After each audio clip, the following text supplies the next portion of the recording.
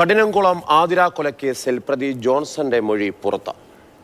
ലൈംഗിക ബന്ധത്തിനിടെയാണ് ആതിരയെ കൊലപ്പെടുത്തിയതെന്നാണ് പ്രതി പറയുന്നത്. കൊലപാതകത്തിന് ശേഷം ആതിരയുടെ ഭർത്താവിന്റെ ഷർട്ടിട്ടാണ് പുറത്തേക്ക് പോയത്. പിന്നീട് ആത്മഹത്യ ചെയ്യാനായിരുന്നു തീരുമാനിച്ചിരുന്നത് എന്നും പ്രതി ജോൺസൺ അന്വേഷണ സംഘത്തിന് മുന്നിൽ മൊഴി നൽകിയിട്ടുണ്ട്.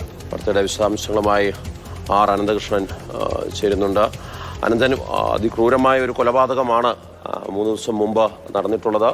കഠിനംകുളത്ത് വീട്ടിൽ കയറി ആയിരുന്നു രാവിലെ ഈ ഒരു കൃത്യം നടത്തിയ ശേഷം ജോൺസൺ രക്ഷപ്പെടുകയും ചെയ്തത്.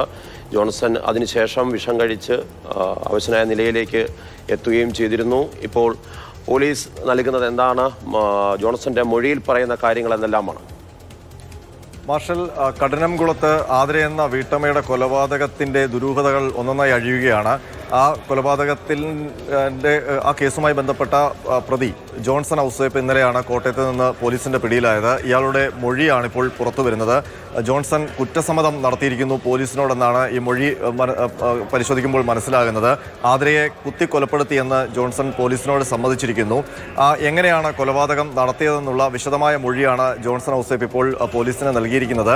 ആതിരയുമായി ലൈംഗിക ബന്ധത്തിൽ ഏർപ്പെടുമ്പോൾ കത്തി കഴുത്തിൽ കുത്തി വലിക്കുകയായിരുന്നു, അങ്ങനെയാണ് കൊലപാതകം നടത്തിയതെന്നാണ് ഈ മൊഴിയിൽ പറയുന്നത്. ഇതുകൂടാതെ എപ്പോഴാണ് ജോൺസൺ അവിടെ എത്തിയത് എന്നതടക്കമുള്ള വിശദാംശങ്ങൾ ഈ മൊഴിയിലുണ്ട്. സാധാരണഗതിയിൽ ജോൺസൺ ഈ ആതിരയെ കാണാൻ വേണ്ടി കഠിനംകുളത്തേക്ക് വരാറുണ്ട്. അപ്പോഴെല്ലാം പെരുമാതുറയിലെ ഒരു വാടക വീട്ടിലാണ് കഴിഞ്ഞിരുന്നത്. ആ വാടക വീട്ടിൽ ജോൺസൺ എത്തിയിരുന്നു. അവിടെ നിന്ന് പുലർച്ചെ 6:30 കഠിനംകുളത്ത് ആതിരയുടെ വീടിന് സമീപത്തേക്ക് ജോൺസൺ എത്തുന്നത്. അവിടെ പതുങ്ങി നിൽക്കുകയായിരുന്നു. കുട്ടി സ്കൂളിൽ പോയി എന്ന് ഉറപ്പുവരുത്തിയ ശേഷമാണ് ജോൺസൺ ആതിരയുടെ വീട്ടിലേക്ക് പ്രവേശിക്കുന്നത്. പ്രവേശിക്കുമ്പോൾ കയ്യിൽ കത്തി കരുതിയിരുന്നു. ആ കത്തി ആതിര കാണാതെ മെത്തയുടെ അടിയിൽ ഒളിപ്പിച്ചു വെക്കുകയായിരുന്നു. അതിനുശേഷം ആതിര ചായ നൽകി എന്നാണ് ജോൺസൺ പറയുന്നത്. അതിനുശേഷമാണ് ലൈംഗിക ബന്ധത്തിൽ ഏർപ്പെടാനുള്ള ശ്രമം നടത്തിയത്. ആ സമയത്ത് മെത്തയ്ക്കടിയിൽ സൂക്ഷിച്ചിരുന്ന കത്തി കൊണ്ട് ആതിരയുടെ കഴുത്തിൽ കുത്തിയിറക്കുകയായിരുന്നു. അങ്ങനെ മരണം ഉറപ്പാക്കിയ ശേഷം രക്തം പുരണ്ട സ്വന്തം ഷർട്ട് അത് അഴിച്ചു മാറ്റി അവിടെ ഉപേക്ഷിച്ച ശേഷം ആതിരയുടെ ഭർത്താവിൻ്റെ ഷർട്ട് ധരിച്ചാണ് പുറത്തേക്ക് പോയത്. പിന്നീട് 9:30 ചിറയൻകീഴ് റെയിൽവേ സ്റ്റേഷനിലെത്തി അവിടെ നിന്ന് ട്രെയിൻ മാർഗം രക്ഷപ്പെടുകയായിരുന്നു എന്ന് ഈ മൊഴിയിലുണ്ട്. അതിനു മുൻപ് തന്നെ ആത്മഹത്യ ചെയ്യാനുള്ള ഒരു പദ്ധതി കൂടി തനിക്ക് ഉണ്ടായിരുന്നു എന്ന് ജോൺസൺ പോലീസിനോട് പറഞ്ഞിട്ടുണ്ട്. പക്ഷേ ആത്മഹത്യയ്ക്ക് ശ്രമിക്കുമ്പോൾ മരണം സംഭവിച്ചില്ലെങ്കിൽ നാട്ടുകാരുടെ മർദ്ദനം ഏൽക്കേണ്ടി വരും എന്നുള്ള ഭയമുണ്ടായിരുന്നു. അതുകൊണ്ടാണ് ആത്മഹത്യ ചെയ്യാനുള്ള പദ്ധതി അപ്പോൾ ഉപേക്ഷിച്ചത് എന്നാണ് ജോൺസൺ ഇപ്പോൾ നൽകിയിരിക്കുന്ന മൊഴി. ഏതായാലും ഇതുമായി ബന്ധപ്പെട്ട വിശദമായ അന്വേഷണങ്ങൾ നടക്കുകയാണ്. ജോൺസൺ ഇപ്പോൾ കോട്ടയം മെഡിക്കൽ കോളേജ് ആശുപത്രിയിൽ ചികിത്സയിൽ കഴിയുകയാണ്. ഇന്നലെ പോലീസ് കസ്റ്റഡിയിൽ എടുക്കുമ്പോൾ ഇയാൾ പോലീസിനോട് പറഞ്ഞത് താൻ വിഷം കഴിച്ചിട്ടുണ്ട് എന്നാണ്. അതിൻ്റെ അടിസ്ഥാനത്തിലാണ് പോലീസ് ഇയാളെ കോട്ടയം മെഡിക്കൽ കോളേജ് ആശുപത്രിയിൽ പ്രവേശിപ്പിച്ചിരിക്കുന്നത്.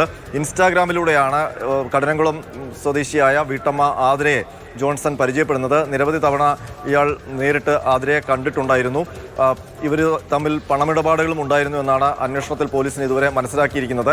ഏതായാലും കൊലപാതകത്തിൻ്റെ കാരണവും എങ്ങനെയാണ് കൊലപാതകം നടത്തിയതെന്നും പോലീസിന് ഇപ്പോൾ വ്യക്തമായിട്ടുണ്ട്. ഇനി ജോൺസൺ ആശുപത്രിയിൽ നിന്ന് ഡിസ്ചാർജ് ആവുന്ന മുറയ്ക്ക് പോലീസ് കസ്റ്റഡിയിലെടുത്ത് കൂടുതൽ ചോദ്യം ചെയ്യും.